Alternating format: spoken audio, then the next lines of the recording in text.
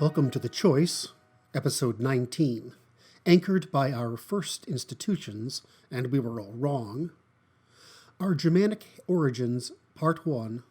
I'm Kurt Doolittle. Trust is my favorite of Francis Fukuyama's works, but I've just finished reading his other two wonderful pieces, The Origins of Political Order and The Political Order and Political Decay, for what I think is at least the fourth time, and it was completely worth it. And he very nearly solved the problem he sought to. He's very similar to Hayek in Law and Popper in Science, or Bridgman and Brewer, and he just came very close, but the problem that plagued all thinkers in the 20th century was the same. Becker's Economics of Human Behavior, cognitive science, and understanding of computation and neural networks, well, they frankly came too late. That's because back in the 1830s, Babbage didn't provoke a revolution, so that everyone in the 20th wasn't able to frame processes as operational calculations. They were sort of still stuck in philosophy and language, idealism or Platonism, rather than operations in computation, which we think of as realism. And unfortunately, during this same period, the left created a counter-revolution and supplied an overwhelming production of pseudoscience and sophistry that made the matters far more worse and far more confusing without that realism.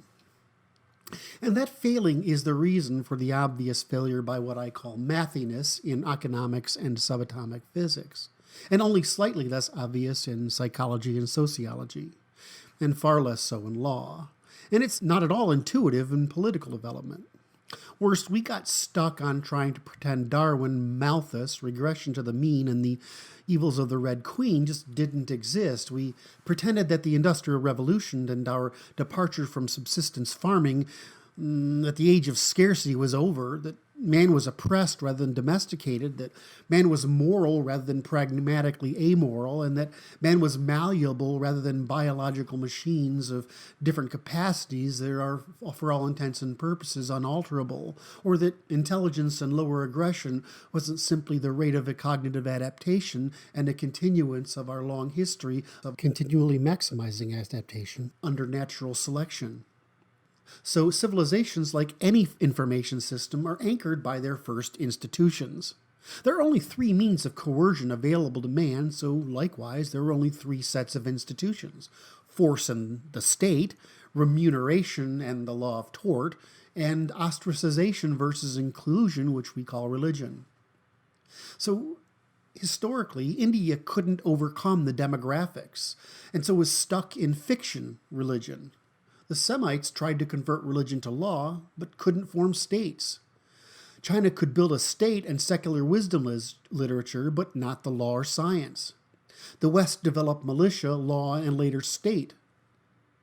And so the middle-class West failed at religion, and that was its vulnerability. Upper-class China's vulnerability was entrepreneurship. Lower-class Semitia's vulnerability was entrepreneurship in the state. And India's vulnerable to everything but her demographics, under which Islam would eventually win. So under these conditions, groups can calculate the discovery, adaptation to, and application of ideas faster or slower. And under that computational ability, we would see Semitic civilization hyper-consume and decline, but still expand. It did. Indian civilization reach equilibrium set by the geography. It did. Chinese civilization reach limits and convert to moralizing rather than religion. It did. And Europeans, by leapfrogging, in other words, completely circumventing the religious and state phases, and that's the point, developed the rule of law at the top, and rule of law is the fastest system of innovation possible for man. Realism, naturalism, operationalism, self-determination by sovereignty and reciprocity, adversarially settled in markets by competition we call the court by the test of tort or trespass, calculates with almost zero friction. Rule of law systematically calculates the immediate suppression of error, fraud, deceit, and harm in the form of irreciprocity. On the one hand, it deprives shareholders, meaning citizens, of any means of survival other than the market and, of course, pillaging the enemy. This is the most adaptive political order possible. under the condition that you treat those unable to compete in that market and that evolutionary political order as domesticated animals, or more kindly, slaves, serf, and freemen. And this is the price Europeans had to pay. That price was soft eugenics, or market eugenics, the suppression of the reproduction of those unfit for participation in and competition in that market. And only Europe and China paid those prices. China did it by credit and manorialism. Europe did it by manorialism. And China's only failure was not developing rule of law. Europe's failure is that entrepreneurialism, meaning the pursuit of wealth, was not constrained like the Chinese, who were ahead of their neighbors, so we overextended.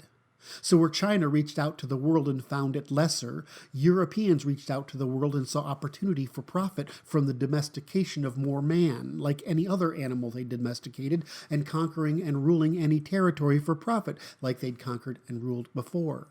The difference is that outgroups can't be domesticated, and Europeans always failed.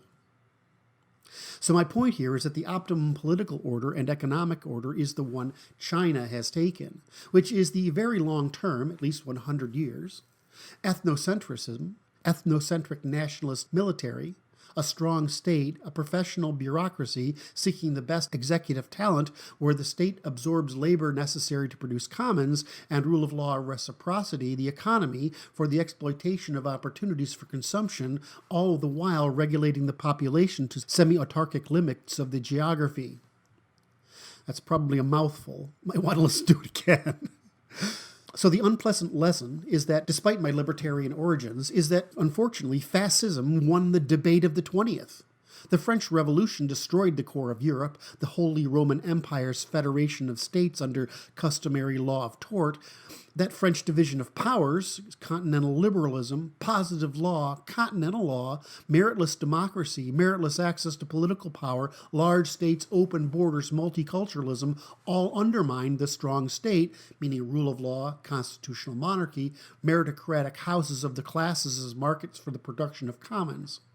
They undermined the tolerance of an homogeneous ethnocentric polity to redistribute and sacrifice. They undermined their ability to appeal to the state, eliminated juridical defense against the state, created a military that is in fact subject to the same mercenary division of interests as caused the collapse of the Roman legions.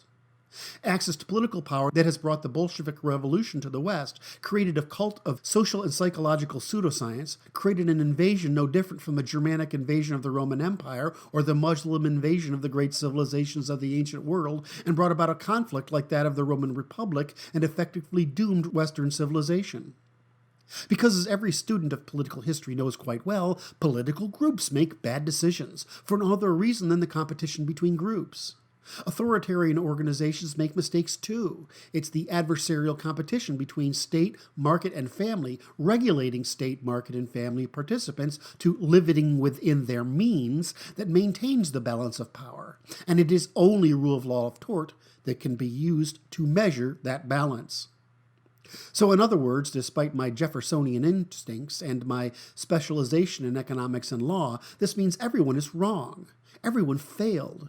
Because the problem is downward expansion of unregulated reproduction in the absence of natural selection, a natural selection which is at the state level, if not the civilizational level. With Islam, the bacteria that consumes the waste and has the most ignorance-producing and dysgenic devolutionary effects by design. This has been The Choice. I'm Kurt Doolittle. Thank you for listening.